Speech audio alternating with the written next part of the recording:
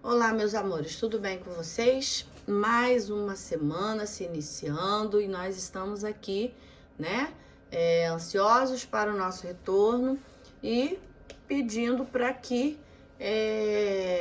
esse tempo de quarentena passe logo para que a gente possa retornar às nossas aulas presenciais, ok?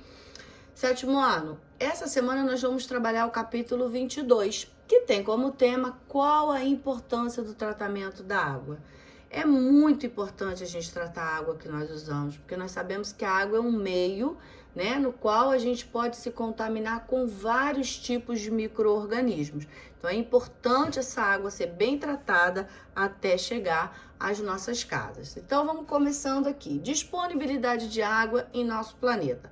Gostaria muito de pedir a vocês que lessem bastante o capítulo 22 primeiro, antes até mesmo, né, de assistir a videoaula, ou vice-versa, sem problema também se assistir a videoaula primeiro, depois você leia com bastante cautela, com bastante calma, sublinha, tira ali todas aquelas questões que você acha que são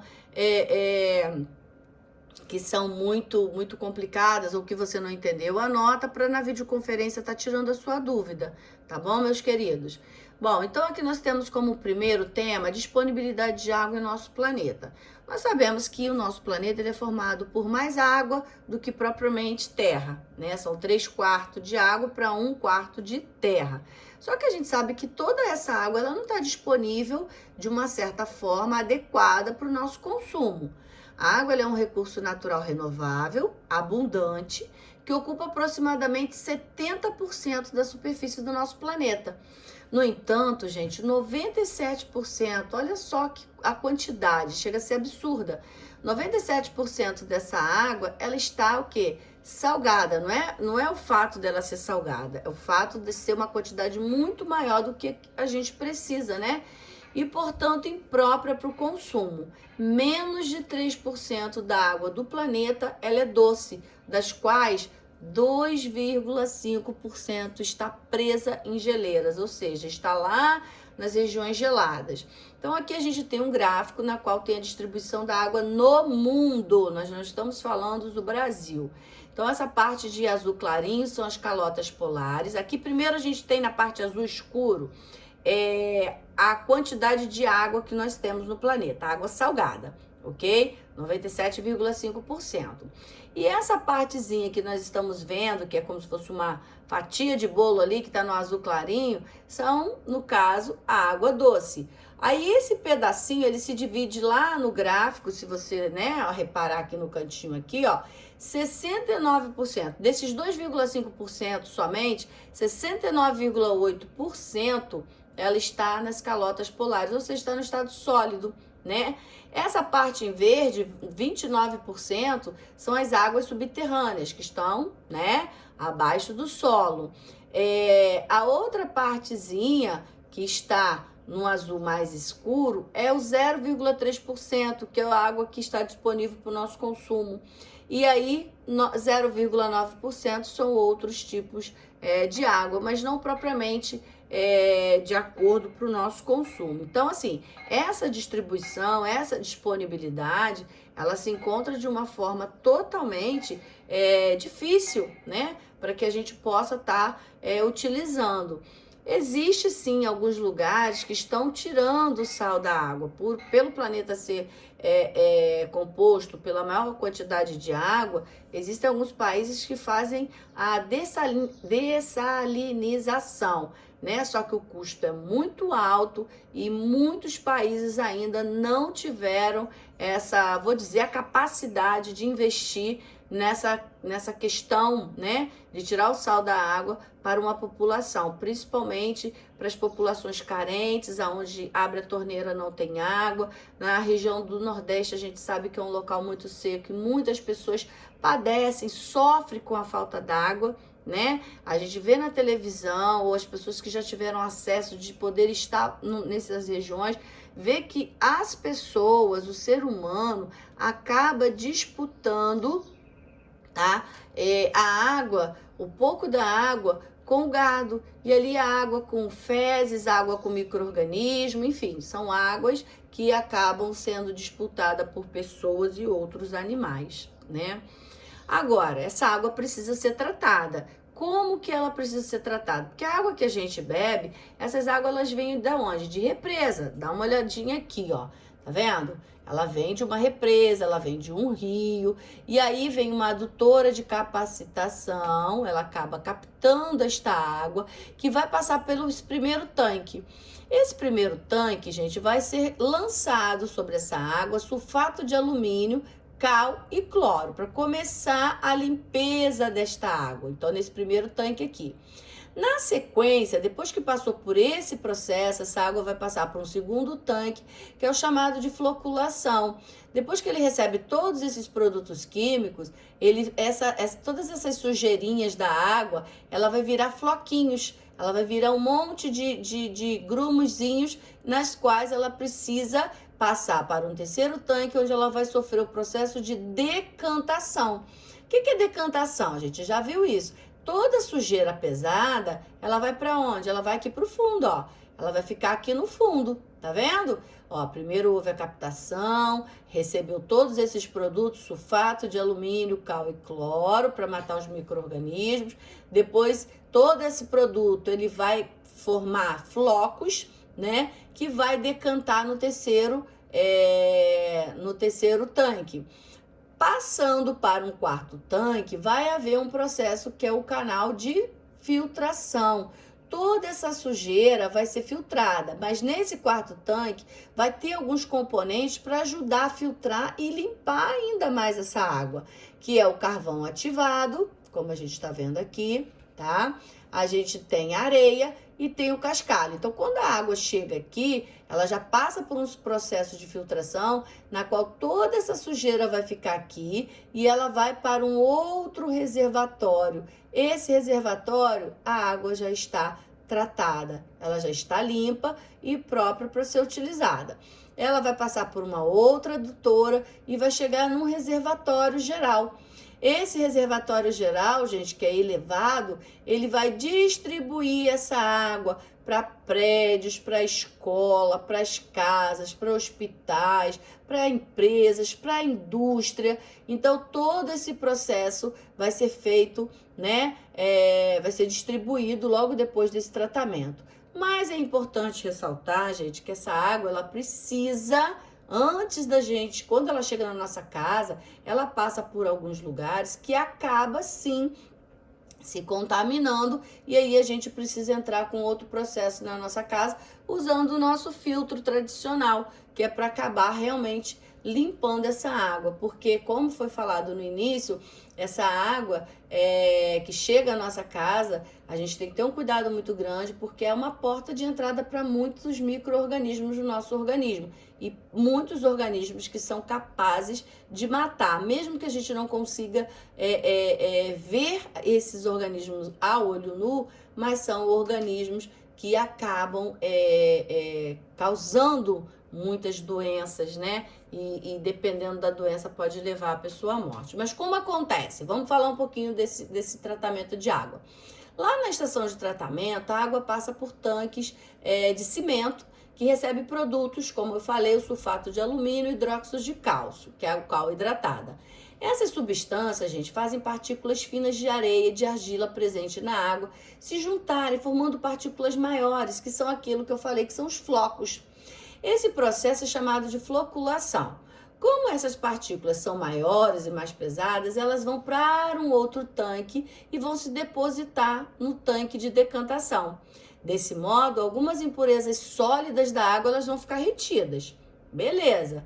Após algumas horas no tanque de decantação, a água que fica por cima das impurezas e que está mais limpa passa por um outro filtro. E nesse filtro tem várias camadas de pequenas pedras, cascalho, carvão, areia. E à medida que a água vai passando por esse filtro, as partículas de areia ou de argila que não se depositaram vão ficando presas nos espaços entre os grãos da areia. Parte dos micróbios também fica presa no filtro, né? É a etapa conhecida como filtração.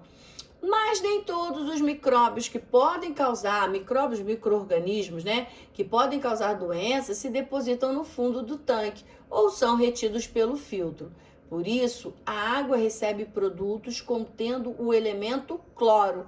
Esse cloro, sim, gente, eles matam os micro-organismos, que é o processo chamado de cloração. É adicionado o flúor, um mineral importante para a formação dos dentes. Então, aí a água já está tratada, né? A água, então, é levada através de encanamento subterrâneo para as casas ou edifícios.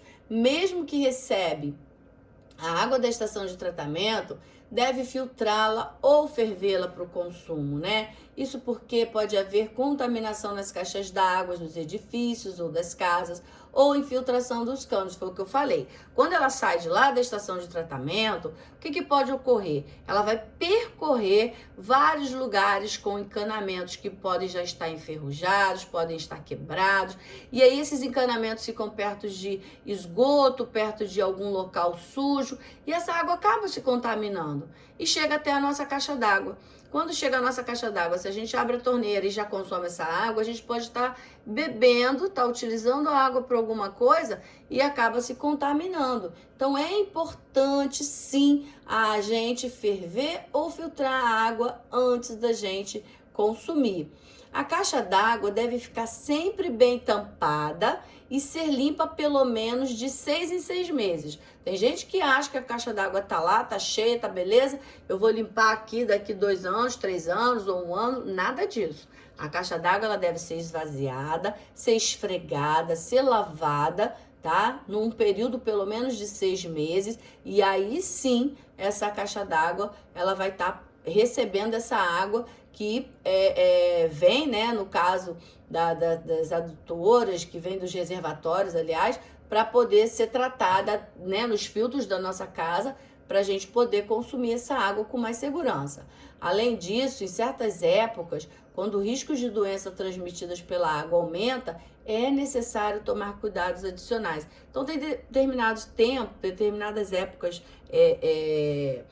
determinadas fases que realmente essas águas acabam se contaminando e aí essas doenças acabam se alastrando com maior facilidade, né? Então nós temos uma série de doenças que são doenças muito perigosas e que podem sim acabar comprometendo,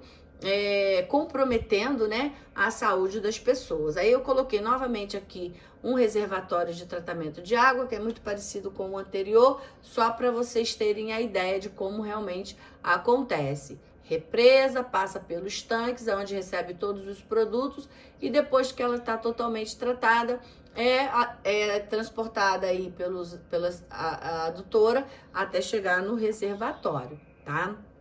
Agora, quando essa água, né, ela não é tratada, aí é um problema. Acontece o surgimento de doenças causadas pela contaminação da água. Gente, e não são poucas não, tá? São muitas doenças que podem ser transmitidas quando a água ela não é tratada. Primeiro nós vamos falar de uma que talvez você já tenha escutado, que é a giardíase. Ela se espalha, né, por alimentos ou por água contaminada. Deixa eu só dar uma olhadinha aqui pra gente tá todo mundo junto. Então, assim, ela se espalha pelos alimentos ou água contaminada ou por contato pessoal, né? É mais comum em áreas com mais condições de saneamento e água contaminada. Mas, infelizmente, a gente vive, né, num país onde as nossas autoridades eles não dão muita importância para o tratamento, né? Há pouco tempo nós tivemos aí água com gosto de barro, água com coloração totalmente estranha, e as pessoas estavam tomando e ficando, né, água da própria SEDAI, ficando doentes, né? E a giardíase ela é um tipo de doença que causa uma infecção no intestino delgado, provocado pelo protozoário, né, que a gente chama de Giardia lamblia. É adquirida quando a pessoa ou animal ingere cisto desses micro-organismos que estão presentes nos alimentos e na água contaminada por fezes, né? Então, os sintomas podem incluir diarreia aquosa, alternando com fezes gordurosas, muita fadiga, cólicas e arrotos. Também pode ocorrer, algumas pessoas não apresentam sintomas, né? Algumas pessoas podem ser assintomáticas. A maioria dos casos desaparece por conta própria dentro de algumas semanas. Os casos mais graves são tratados com antibióticos, tá? É uma doença realmente que é perigosa. Tem também, a pessoa pode sentir muita dor abdominal, né? Fezes com cheiro muito forte, além de náuseas, enjoo.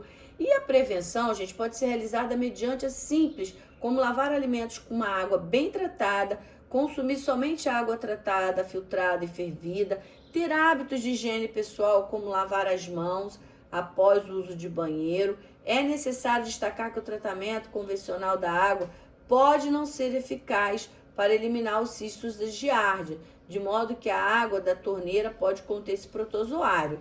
Por isso é importante tratar adequadamente o esgoto antes de lançá-lo ao meio ambiente. Então tem gente que joga o esgoto, né, tudo que vem da tua casa, em qualquer lugar, de qualquer maneira, e aí acaba contaminando a água e aí contaminando muita gente, né? Então a gente precisa ter o cuidado com o descarte dessa água. A segunda doença é a cólera.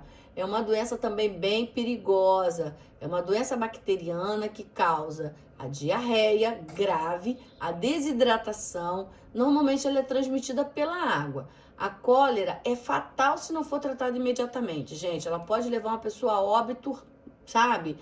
De uma forma assim muito rápida.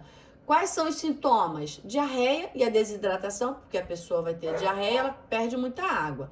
Raramente, choque hemorrágico, quando a pessoa perde mais de 20% do sangue ou fluido corporal.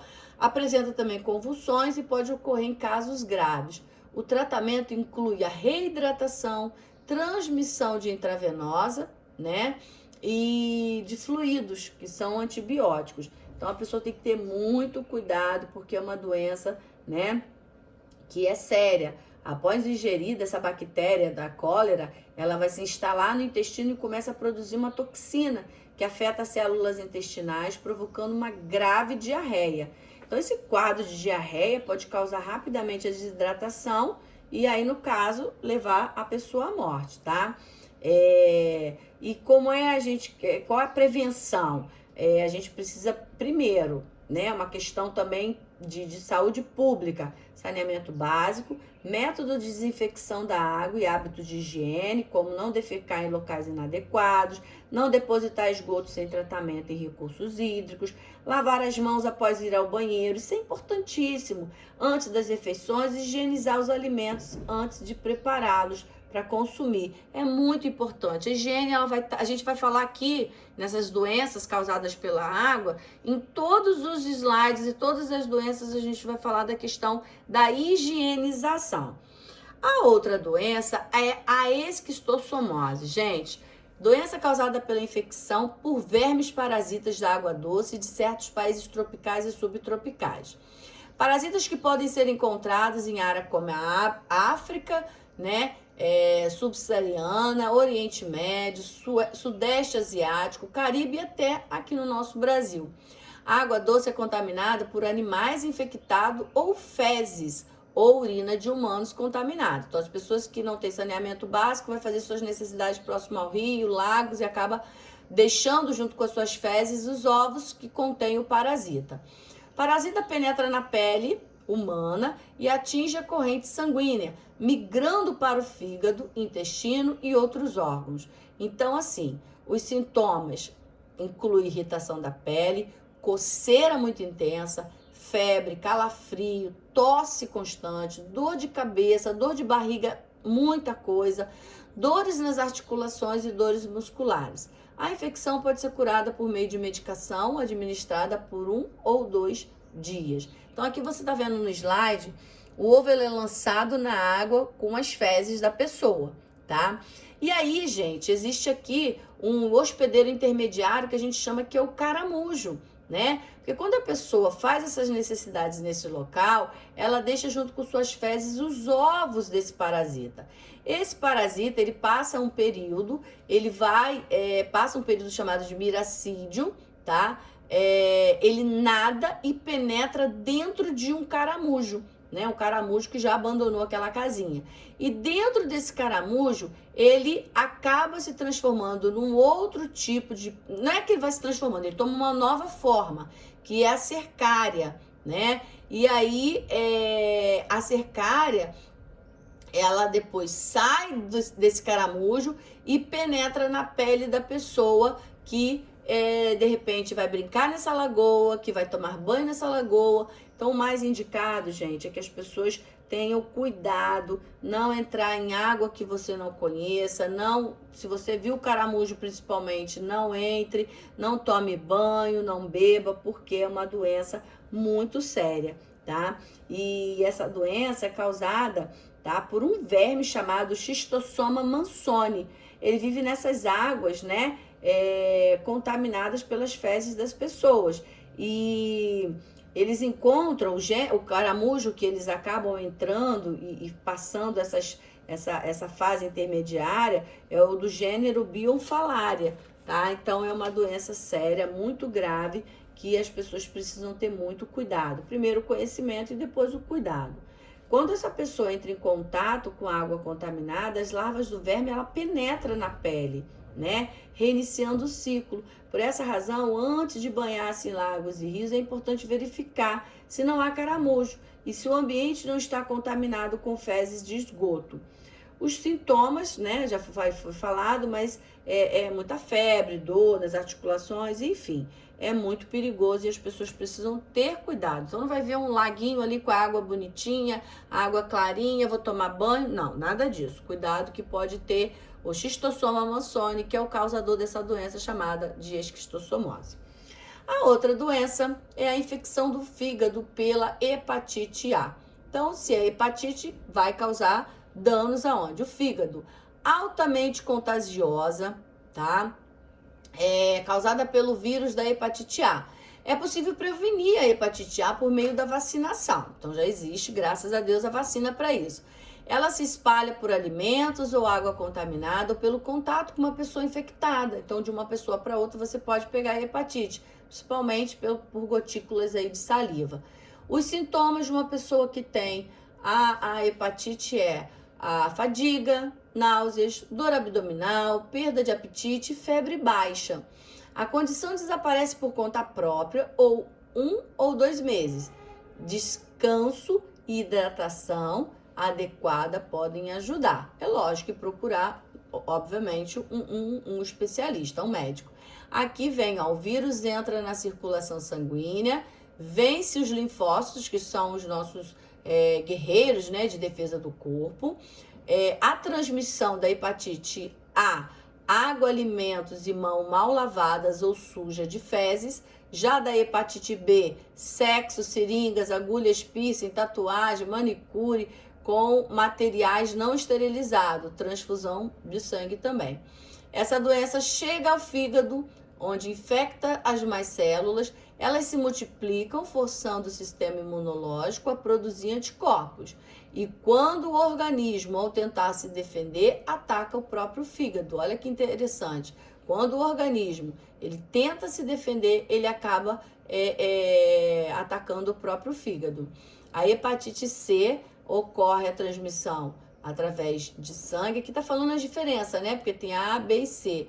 Sangue ou sexo, pessoas que receberam sangue antes de 1993 devem fazer o teste, tá? Então aqui, mas o que mais interessa a gente, como a gente está falando de água, é a hepatite A, tá?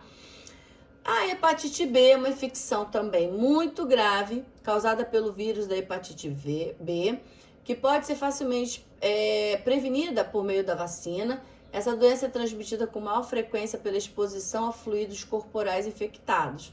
Os sintomas variam e incluem amarelamento dos olhos, dor abdominal, urina muito escura. Algumas pessoas, especialmente crianças, não apresentam sintomas, que são o que a gente fala, né, assintomáticos. Nos casos crônicos, bem grave mesmo, pode ocorrer insuficiência hepática, câncer ou surgimento de feridas. Em casos mais leves, a doença desaparece sozinha.